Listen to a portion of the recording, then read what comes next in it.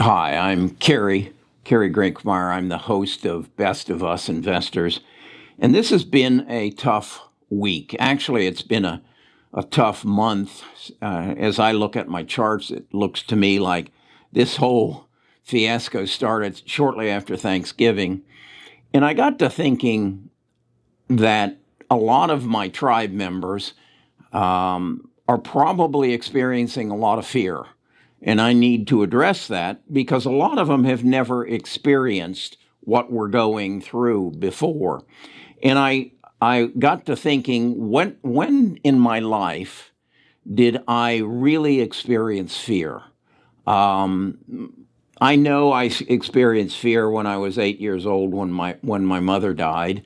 I didn't know what was going to happen. I didn't know what was going to happen next, and I had nobody really to talk to except my older brother, but he was just 18 months older than me, and he didn't know what was going to happen either.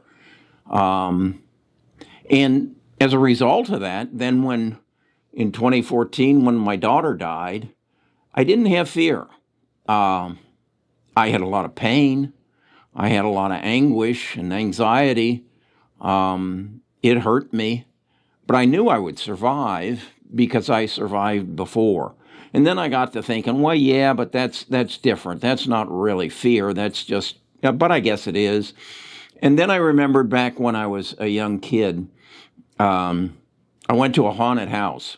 I was quite young, probably 6 years old, and someone jumped out and scared me. I mean, really scared me. I peed my pants. Very embarrassed about that, but that's what happened. But the next Halloween, when we went to the haunted house, I wasn't scared because I knew what was going to happen. I knew that I would walk through the haunted house and they would maybe make me put my hands in something and tell me it was brains and it was really spaghetti or whatever. But I knew I'd walk out the back door and I'd be okay.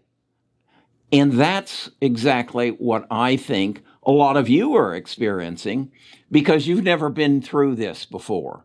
You've never experienced a crash in the stock market and understood what the elements were at play and what was facilitating that and how you could see to the other side that it's all going to be okay. So that's what I want to talk to you about in the video and share with you my perception and how I reconcile the fear and basically put my mind at ease. So that's what this video is about. And it's a Sunday, so we've had a couple of days to recoup from the fear of last week.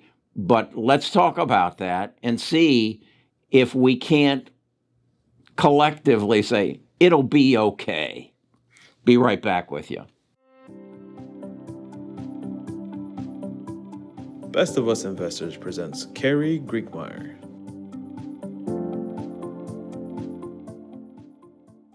I've mentioned in the past I rely very heavily on tradingviews.com, and if you want a discount to get it, there's a affiliate link in the description.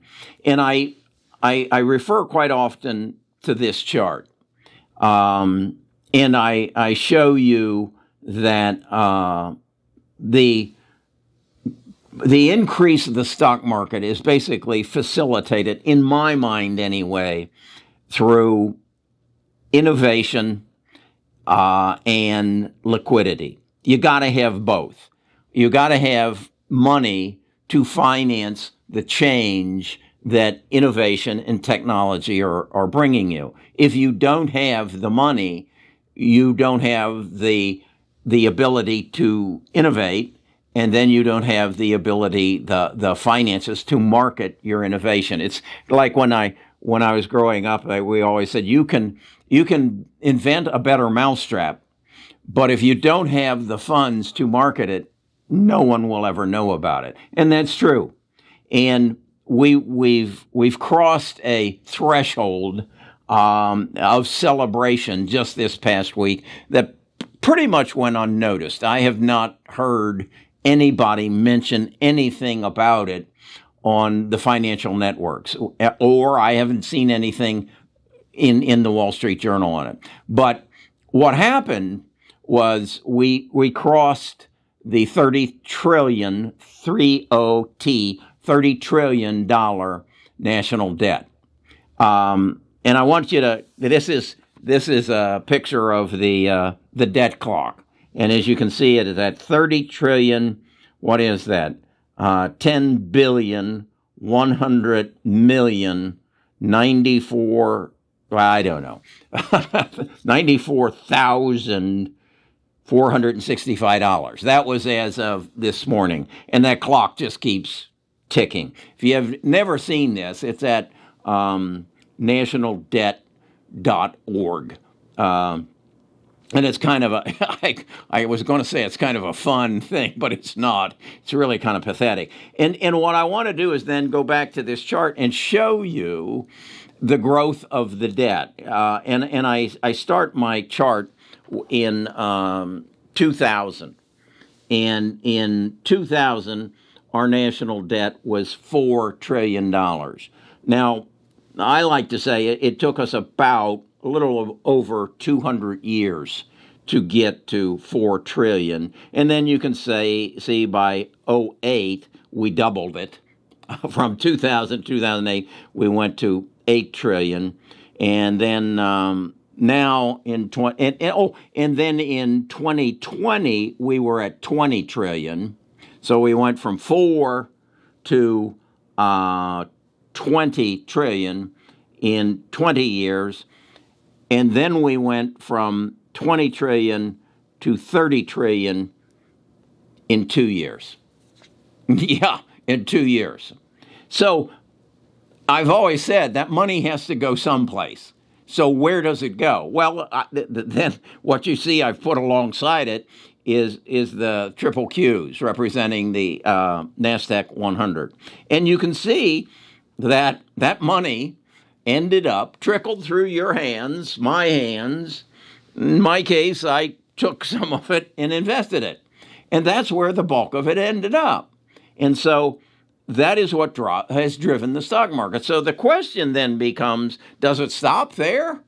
Are we going to add to the debt? And as a result of that, the stock market will continue to go up. And if we do have a pullback, fear, when you went to the haunted house and you peed your pants, well, we did that. We did that back in 2000 with the dot-com bubble. We got so excited about this new revolutionary data revolution, or that we just ran the prices of stuff up silly. And then we peed our pants, and the market came down, and it lasted, the crash lasted 18 months.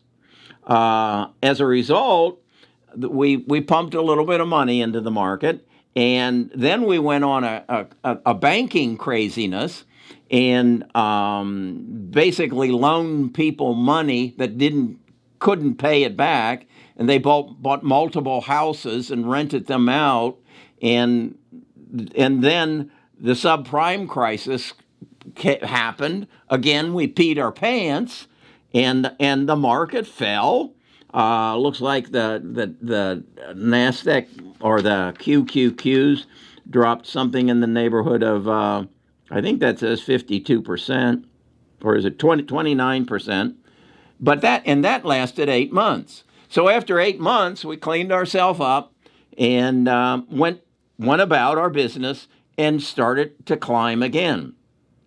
At that point, as I said, we had a debt of 8 trillion. Well, a lot of banks were on the ropes. General Motors filed bankruptcy. Nobody went to jail. A lot of people lost their homes. But the government created what was called quantitative easing. And that's where they took the national debt from 8 trillion over the next 8 years, no, 10 years, 2018 to 18 trillion. So we pumped $10 trillion into the market over that 10-year period, and the market responded to it, as you can see. And then we had a few more bumps in the road, Peter Pants a few more times, and then we just and look how this thing just it turned on a dime and zoom, went zipping up as we threw from 2020 till 2022 $10 trillion in 2 years. And so we know where it went. We all remember Eastman Kodak. You remember the photo company that was going to create the vaccine? And then we all remember Lordstown Motors and what was that one that was going to build all the electric cars or delivery vehicles for the U.S. Post Office, and then we had that crazy AMC and the where you rented your videos. It was just silliness, and then we had all these SPACs. Couldn't wait to go through an IPO and have actual validation of the profitability and the feasibility of success. No, we found a way around that, and we created, again, exuberance, comparable to the dot-com bubble. We created a false, and it was all financed by government money. It's funny to me that the Republicans, and I'm not political at all. I really don't give a damn who's in the White House or who's in, because that they really aren't going to affect my life. They really won't. So I see the Republicans saying, "Oh, Joe's just going to put us more in debt, more in debt." Well, wait a second. During Donald's tenure, our debt went from 20 trillion to 29 trillion. In 2020, he pumped, and it wasn't him. It was Powell. It was Janet Yellen. They printed $9 trillion in 1 year and basically just sent it out, put it in the mail, or dropped it into your account. And that's what created this enormous surge. But it taught us that there was a reckoning day, and right now we're in that reckoning day. We're adjusting. We're peeing our pants. We saw Tesla. We saw young people, old people, whomever, buy Tesla, buy Neo, buy whatever, and as they bought them, they went up in value, so they used leverage, margin loans, to increase their investment, and then when we fell off the cliff right after Thanksgiving, they had margin calls. We have more margin out still than we have any other time in history because of the $10 trillion that we've pumped into the economy over the last 2 years. So if theoretically we put out 10 and then the market went and borrowed another 5. Okay, and now the snowball went over the top of the hill and it's tumbling down. And as that is happening, we are having fear. And again, think about this. What is inflation? Inflation is when there is more money to buy goods than there are goods. Has that happened? Yeah. The pandemic caused that. We had ships sitting out in the Atlantic and the Pacific Ocean couldn't get in. We had things. What was it? Nita and I are remodeling our house, and we went to buy some sofas, and I said, well, yeah, we like this one, and it was $5,000 for a sofa. My God! And I said, well. when could we have it? And they said, 8 months. I said, what? Is it made in China? Oh, no, it's made in South Carolina. Really? Really? It takes it that long? Yeah, it's a supply chain problem. 8 months.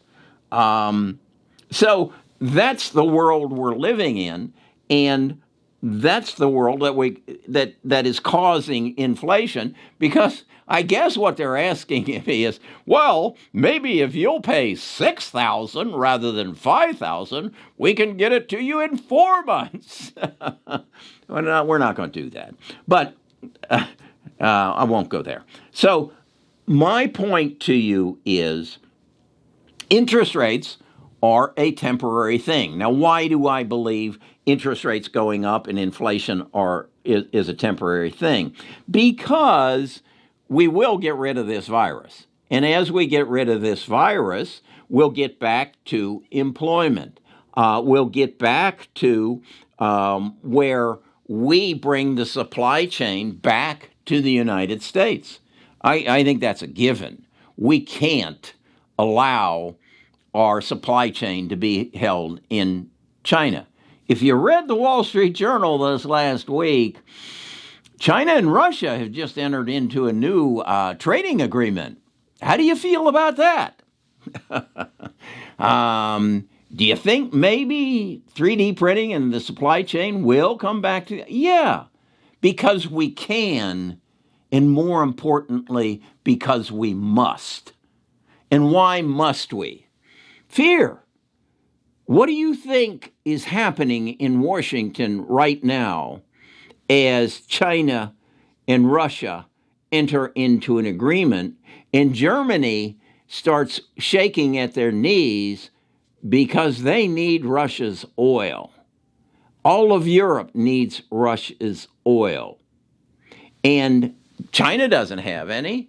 So do you think there's any fear? Do you think anybody in Washington is peeing their pants and saying, we've been through this before? We called it Vietnam. We called it World War II. People are picking sides. So fear is appearing somewhere else. So my basic thesis is I just need to sit down, relax, and realize what is going to happen. Looking at this, I believe we're about 60 days into peeing our pants and the market reacting. And I think we potentially have another 60 days. That would make it a 4-month event of rocky movement. And then at that point, I believe innovation and technology will step in. I believe at that point we will address the healthcare situation and move to health cure as a result of biotechnology. I believe that will be facilitated by artificial intelligence, and we will get through it. We have, if you watched my videos earlier, you have seen that Big Pharma is stepping up now and saying, hey, little pharma, little biotech, we need to help you move this through faster. And oh, by the way, we want to share in the profits with it. That's a good thing. That's creating a better world, and it's going to make us more secure. We've got big data, and we've got the big six that are adjusting. I want to just I've touched on the Facebook situation. I go back to and look at what happened at Facebook. If you listen to their CEO on the quarterly call, he talked about TikTok and how TikTok has touched into their advertising situation. I know that Nita and I at least once a day go to Facebook, but our grandkids never do. Our children do, but our grandkids never do. They use Snapchat. They think Facebook is for old people. So I would say, okay, is this mean that Facebook is going to become a has-been? No, I don't believe that, because I say, okay, when has that happened before, that someone got replaced and they're no longer here? Well, do y'all remember Polaroid or Eastman Kodak? Do you know who invented in 1978, I believe it was, the first digital camera? Eastman Kodak. They didn't adapt to it. Do you remember Sears and Roebuck?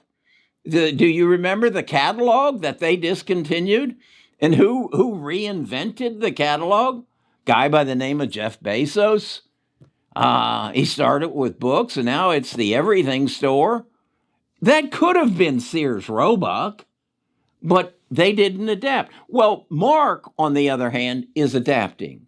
He even changed the name of his company because he did not want to carry the burden of the name Facebook, because my grandkids don't use it.